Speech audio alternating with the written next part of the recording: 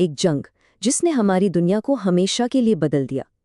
آج ہم پہلی جنگ عظیم کی کہانی کو سمجھنے کی کوشش کریں گے، ایک ایسا تصادم جس نے نہ صرف بڑی بڑی سلطنتوں کو ختم کر دیا بلکہ ہماری آج کی جدید دنیا کی بنیاد بھی رکھی۔ اچھا، اس جنگ کی وجوہات پر جانے سے پہلے ذرا اس کی انسانی قیمت پر ایک نظر ڈالیں۔ 16 ملین سے زیادہ جانیں گئیں، فوجی بھی اور عام شہری بھی۔ یہ صرف ایک ہنسا نہیں ہے، یہ ایک پوری نسل کی کہانی ہے جو تاریخ کے بدترین قتل عام کا شکار ہوئی۔ تو سوال یہ ہے کہ آخر دنیا اس تباہی کے دہانے پر پہنچی کیسے؟ دیکھیں، 20ویں صدی کے شروع میں یورپ اوپر سے تو بڑا پرامن لگتا تھا، لیکن اندر ہی اندر ایک آتش پک رہا تھا۔ یوں سمجھے کہ پورا یورپ ایک بارود کا ڈھیر تھا جو بس ایک چنگاری کا انتظار کر رہا تھا۔ اس ساری کشیدگی کی جڑیں وہ 1870 میں ملتی ہیں۔ تب کیا ہوا؟ جرمنی ایک بہت طاقتور ملک بن کر ابھرا، اور اس کے ابھرتے ہی یورپ کا صدیوں پرانا پاور بیلنس وہ پوری طرح ہل گیا۔ اب ہر ملک کو اپنی فکر پڑ گئی، ہر کوئی اپنے بچاؤ کے لیے اتحادی ڈھونڈنے لگا، اور اس سے ایک ایسا جال بن گیا جو کسی بھی وقت سب کو اپنی لپیٹ میں لے سکتا تھا۔ اور نتیجہ کیا نکلا؟ یورپ 2 حصوں میں بٹ گیا، 2 مسلح کیمپ جو ایک دوسرے کے آمنے سامنے کھڑے تھے۔ ایک طرف تھیں اتحادی طاقتیں یعنی الائیڈ پاورز، جن میں برطانیہ، فرانس اور روس تھے، اور دوسری طرف تھیں مرکزی طاقتیں یعنی سینٹرل پاورز، جن کی قیادت جرمنی، آسٹریا ہنگری اور سلطنت عثمانیہ کے ہاتھ میں تھی۔ تو ماحول پوری طرح تیار تھا، بارود بچھا ہوا تھا، اور ایسے میں صرف ایک گولی کی آواز نے پورے براعظم کو جنگ کی اس آگ میں جھونک دیا جس نے سب کچھ جلا کر راکھ کر دیا۔ اور وہ چنگاری، وہ بھڑکی 28 جون 1914 کو سرائیوو کی گلیوں میں۔ ہوا یہ کہ آسٹریا ہنگری سلطنت کے ولی عہد آرک ڈیوک فرانز فرڈینینڈ کو ایک سربیائی قوم پرست نے گولی مار کر ہلاک کر دیا۔ اس کا مقصد تو شاید صرف بوسنیا کی آزادی تھا، لیکن اس ایک گولی نے ایک ایسی جنگ شروع کر دی جس نے پوری دنیا کو اپنی لپیٹ میں لے لیا۔ اس ایک قتل کے بعد بس سمجھیں کہ ڈومینوز گرنا شروع ہو گئے۔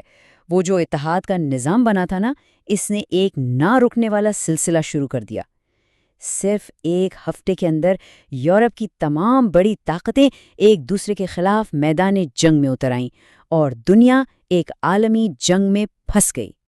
اچھا، جرمنی کا پلان تھا کہ یہ جنگ جلدی سے اور فیصلہ کن انداز میں جیتی جائے، لیکن ان کا یہ خواب، یہ منصوبہ ریت کی دیوار ثابت ہوا، اور جنگ نے ایک ایسی خوفناک شکل اختیار کر لی، ایک ایسی ساکت، جامد جنگ جس کی تاریخ میں کوئی مثال نہیں ملتی۔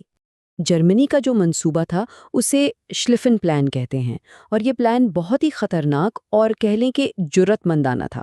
آئیڈیا یہ تھا کہ پہلے مغرب میں فرانس کو ایک ہی جھٹکے میں تیزی سے ہرایا جائے، اور پھر پوری فوج کو مشرق کی طرف موڑ کر روس سے لڑا جائے، اس سے پہلے کہ وہ پوری طرح تیار ہو پائے۔ لیکن یہ پلان کام نہیں کر سکا۔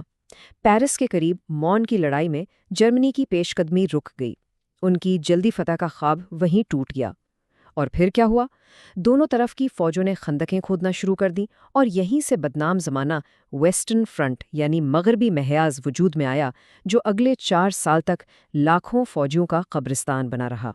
اور اس کے ساتھ ہی جنگ ایک نئی خوفناک شکل میں داخل ہو گئی۔ اسے کہتے ہیں وار آف ایٹریشن یعنی فرسودگی کی جنگ۔ یہاں مقصد زمین پر قبضہ کرنا نہیں رہا، بلکہ یہ تھا کہ دشمن کے زیادہ سے زیادہ فوجی مارے جائیں، انہیں اتنا نقصان پہنچایا جائے کہ وہ خود ہی ہمت ہار جائیں۔ اور اسی وجہ سے اگلے 3 سال تاریخ کے سب سے خونی سالوں میں شمار ہوتے ہیں۔ مغربی محاذ پر زندگی کیسی تھی؟ یوں سمجھیں کہ ایک نہ ختم ہونے والا ڈراونا خواب۔ ہر طرف خندقوں کی کیچڑ، زہریلی گیس کا خوف، پھر وردان اور سوم جیسی لڑائیاں جہاں لاکھوں لوگ مارے گئے، اور اوپر آسمان پر جنگی جہاز منڈلا رہے ہیں۔ یہ اس دور کی وہ حقیقتیں تھیں جن سے فرار ممکن ہی نہیں تھا۔ تو یہ تو یورپ کی بات تھی، لیکن یہ جنگ صرف یورپ تک محدود نہیں رہی۔ بہت جلد اس کی آگ، اس کی لپٹیں پوری دنیا میں پھیل گئیں، اور یہ واقعی ایک عالمی جنگ بن گئی۔ آئیے دیکھتے ہیں کیسے۔ اس جنگ کا پھیلاؤ حیران کن تھا۔ جاپان نے ایشیا میں جرمنی کی کالونیوں پر قبضہ کر لیا۔ سلطنت عثمانیہ نے مڈل ایسٹ میں نئے محاذ کھول دیے۔ ہندوستان جیسی یورپی کالونیوں سے لاکھوں فوجی یورپ کے میدانوں میں لڑنے کے لیے بھیجے گئے، اور سمندروں میں بحری ناکہ بندی اور آبدوزوں کی جنگ نے پوری دنیا کی تجارت کو تہس نہس کر دیا۔ پھر آیا سال 1917 اور یہ جنگ کا سب سے بڑا ٹرننگ پوائنٹ ثابت ہوا۔ دو بڑی چیزیں ہوئیں۔ ایک طرف روس میں انقلاب آ گیا اور وہ جنگ سے باہر ہو گیا۔ یہ جرمنی کے لیے ایک بہت بڑی کامیابی تھی، اب وہ اپنی ساری فوج مغربی محراز پر لگا سکتا تھا۔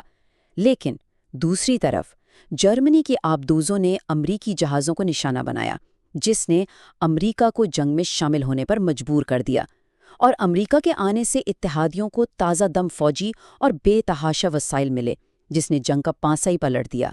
تو جب امریکہ میدان میں اتر گیا، جنگ اپنے آخری اور فیصلہ کن مرحلے میں داخل ہو گئی، اور اس کے جو نتائج نکلے وہ آج بھی ہماری دنیا پر اثر انداز ہو رہے ہیں۔ 1918 کے آخر تک سینٹرل پاورز کا شیرازہ بکھرنے لگا، ایک ایک کر کے سب ٹوٹنے لگے۔ اکتوبر میں سلطنت عثمانیہ نے ہار مان لی، پھر نومبر کے شروع میں آسٹریا ہنگری بھی تحلیل ہو گیا، اور آخرکار 11 نومبر 1918 کو جرمنی نے بھی ہتھیار ڈال دیے، اور 4 سال لمبی خون ریز جنگ اپنے اختتام کو پہنچی۔ جنگ کے خاتمے کا مطلب صرف حکومتوں کا خاتمہ نہیں تھا، اس نے دنیا کا نقشہ ہی بدل کر رکھ دیا۔ 4 بہت بڑی سلطنتیں، German empire, Austria Hungary empire, Russian empire اور آٹومن امپائر، یہ سب تاریخ کا حصہ بن گئی اور ان کے کھنڈرات پر نئے ممالک نے جنم لیا۔ اچھا، اب جنگ تو ختم ہو گئی، تو اس کو باقاعدہ طور پر ختم کرنے کے لیے معاہدہ ورسائے یعنی ٹریٹی آف ورسائے تیار کیا گیا۔ لیکن یہ امن کا معاہدہ کم اور بدلے کی دستاویز زیادہ تھی۔ اس کی شرائط اتنی سخت تھیں کہ انہوں نے امن قائم کرنے کے بجائے ایک اور اس سے بھی زیادہ خوفناک جنگ کے بیج بو دیے۔ اس معاہدے میں ہوا کیا؟ جنگ کی ساری ذمہ داری جرمنی پر ڈال دی گئی، اسے اپنی فوج تقریباً ختم کرنے اور ایک بہت بھاری تاوان ادا کرنے پر مجبور کیا گیا۔ جرمنی کے لوگوں کے لیے یہ ایک قومی تذلیل تھی، ایک ایسی بے عزتی جسے وہ کبھی بھول نہیں سکتے تھے۔ اور یہیں پر آ کر ایک بڑا سوال پیدا ہوتا ہے، کیا پہلی جنگ عظیم کا خاتمہ ہی اصل میں دوسری جنگ عظیم کا آغاز تھا؟ کیا معاہدہ ورسائے نے واقعی امن قائم کیا تھا یا پھر ایک اور بڑی تباہی کی بنیاد رکھی تھی؟ یہ ایک ایسا سوال ہے جو آج بھی تاریخ کے ایوانوں میں گونج رہا ہے۔